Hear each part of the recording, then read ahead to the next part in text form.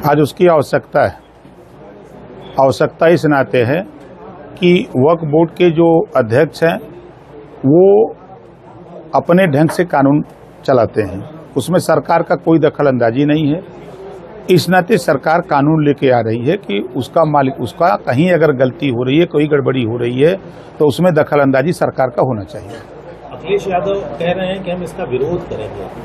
वो उसके लिए नहीं विरोध कर रहे हैं, वो खाली मुसलमानों को वोट लेकर के मुसलमानों को धोखा देने के लिए, गुमराह करने के लिए वो विरोध कर रहे हैं। अगर मुसलमानों के हितैषी होते तो 4 बार सरकार थी, तो 4 बार में पुलिस की भर्ती में तो मुसलमान को वोट लेना होता तो बोरा का बोरा ले लेते हैं, और जब हिस्सा देना होता तो खाली जोरा थमा देते हैं कि लेके घूमो।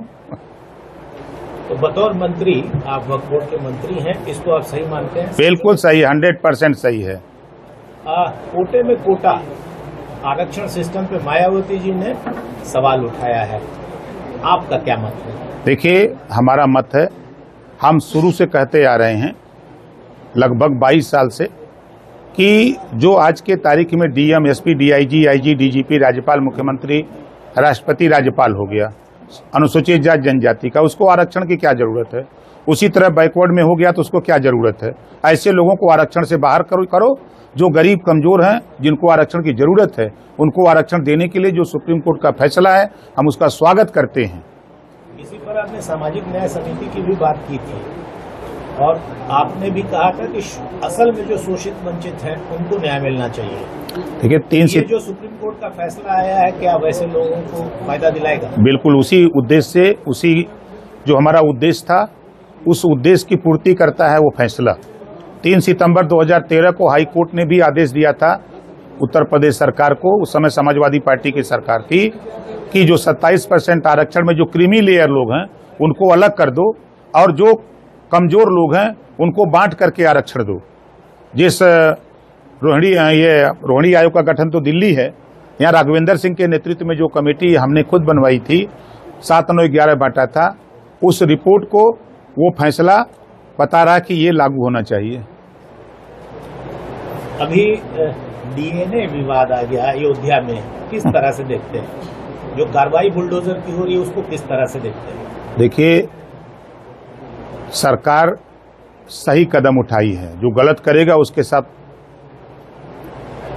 न्याय दिलाने के लिए जो पीड़ित परिवार है उसके लिए ये कानून बना हुआ है। और जो अखिलेश जी कह रहे हैं, उनके पिताजी का बयान मुझे आज भी याद है। उन्होंने कहा था कि बच्चों से गलती हो जाती है। उस समय नार्को टेस्ट की बात है, उस समय इन्होंने क्यों नहीं बोला? उस समय जबान नहीं खुली उस समय अखिलेश जी की। आज बोल रहे हैं, किस नाते बोल रहे हैं कि जो सांसद हैं जिनको उन्होंने अयोध्या का राजा कहा था, उनके बारे में भी आ रही है बातें कि उनके साथ फोटो आई है उस आरोपी।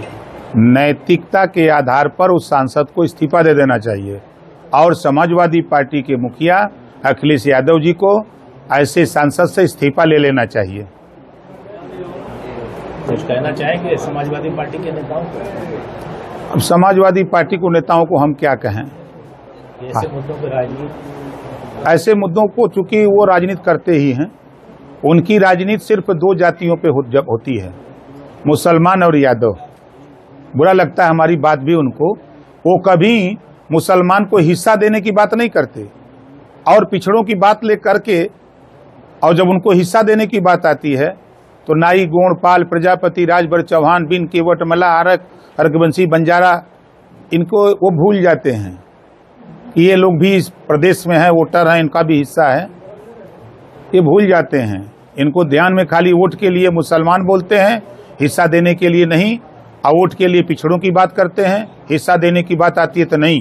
हम तो आपके माध्यम से हम पूछते हैं समाजवादियों से कि आप बता दो कि आपकी 4 बार सरकार थी, आपने अर्कवंशी, बंजारा, बहेलिया को, आपने राजभर, चौहान, पाल, प्रजापति, बिंद, केवट, मल्लाह को, इतना के खाली बता दो कितना अपने नायबी में पुलिस में भर्ती किया, कितना लेखपाल बनाया, कितना कानूनगो बनाया, कितना एसडीएम बनाया। ये हमारा सवाल है समाजवादियों से।